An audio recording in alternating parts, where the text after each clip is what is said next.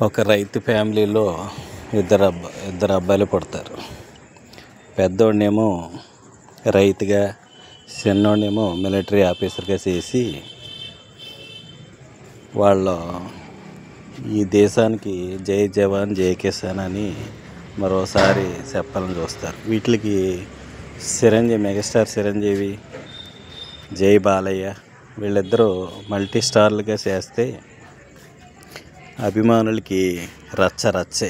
Ram Charan, junior NTR ఎలా చేశారో అలాగే చిరంజీవి అన్న, బాలకృష్ణ అన్న జై కిసాన్ జై జవాన్ అన్నగా రైతుగా మెగాస్టార్, బాలకృష్ణ మిలిటరీ ఆఫీసర్గా వీళ్ళిద్దరూ ఏం చేశారన్నదే కథ.